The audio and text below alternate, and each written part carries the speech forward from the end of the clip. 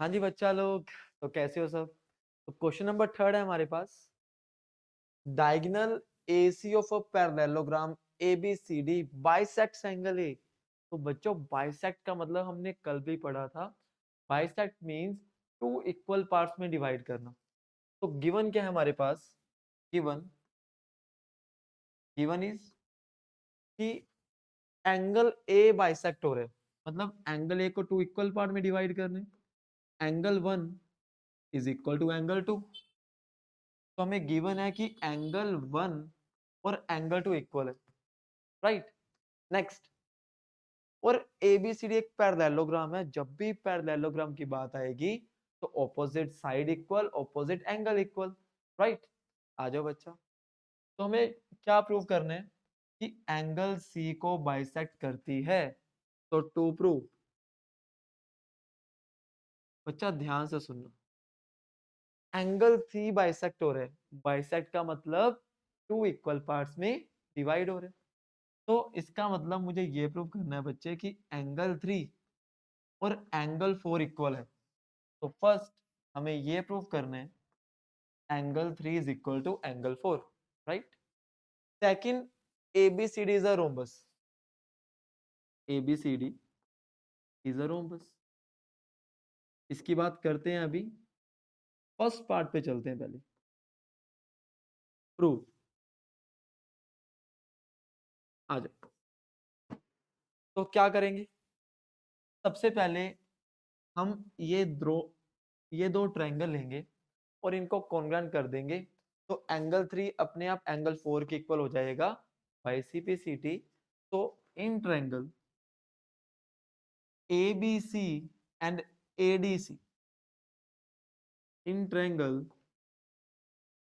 ABC and triangle ADC, तो क्या होगा बच्चे, AC कॉमन है, दोनों के पास है बच्चा। तो AC is equal to AC common. Second,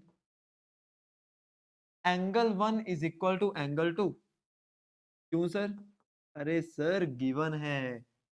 अरे बोलो बच्चा लोग, गिवन है कि नहीं है। सर बिल्कुल है। थर्ड, क्योंकि ये पैरेललोग्राम है तो AD is equal to BC। तो BC is equal to AD because opposite sides of a parallelogram are equal। Sir अगर हमें तीन चीजें मिल जाएं तो वो ट्रायंगल क्या होगा, कॉन्ग्रुएंट, राइट। तो triangle ABC is congruent to triangle ADC। Sir किस प्रॉपर्टी से, हमेशा अगर ये करना हो कोई एक ट्रायंगल ले लो। हम इस ट्रायंगल की बात करते हैं, साइड एंगल साइड, SAS। और अगर ये कन्वर्ट हो गया तो sir angle 3 is equal to angle 4 हो जाएगा बाय CPCT। एंड सर हमें यही प्रूव करना था फर्स्ट पार्ट में। Hence AC bisects angle C।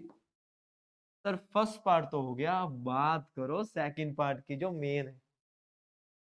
Sir rhombus prove करना है पैरेललोग्राम को, तो हमें सारी साइड्स को इक्वल प्रूव करना पड़ेगा, राइट।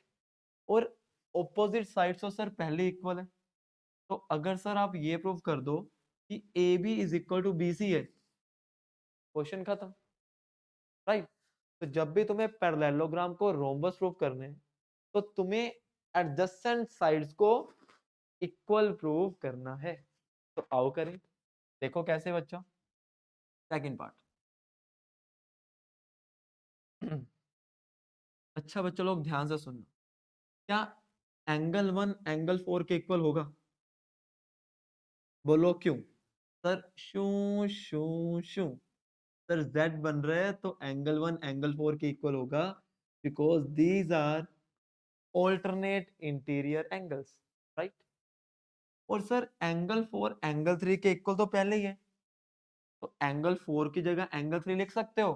सर बिल्कुल, angle 1 is equal to angle 3 हो गया। क्यों हो गया sir, from 1, from equation 1। Because sir आप एंगल 4 को एंगल 3 लिख सकते हो क्योंकि वो इक्वल है, तो एंगल 4 को एंगल 3 लिख दिया, राइट। अब बच्चों in triangle ABC angle 1 sir angle 3 के इक्वल है, और ये बच्चा बच्चा जानता है कि अगर सर अगर टू इक्वल एंगल्स हैं उसके इक्वल साइड्स भी क्या होती हैं, इक्वल। अगर angle 1 is equal to angle 3 है तो एंगल 1 के ऑपोजिट बीसी, एंगल 3 के ऑपोजिट AB। क्यों sir? Equal angles have equal opposite sides, right, equal opposite sides. Sir BC is equal to AB हो गया, हमें एडजेसेंट साइड्स को इक्वल करना था, तो क्वेश्चन हमारा खत्म। अब सर एंड कैसे करने? हम बोलेंगे सर AB BC के इक्वल है और AB CD के इक्वल तो होगी, क्योंकि ऑपोजिट साइड्स इक्वल होती है पैरेललोग्राम की, और BC AD के इक्वल होगा। अब देखो बच्चा, AB BC के भी इक्वल है, AB CD के भी इक्वल है, और BC AD के भी, तो चारों आपस में क्या हो गई, equal. Hence AB is equal to BC, BC is equal to AD, is equal to क्या रह गया हमारे पास, CD, and it is a rhombus. Question मेरा, तो जब भी आपको पैरेललोग्राम को रोम्बस करने हैं, आपको एडजेसेंट साइड्स को इक्वल करने हैं, and the question is finished. कल मिलते हैं नेक्स्ट क्वेश्चन के साथ।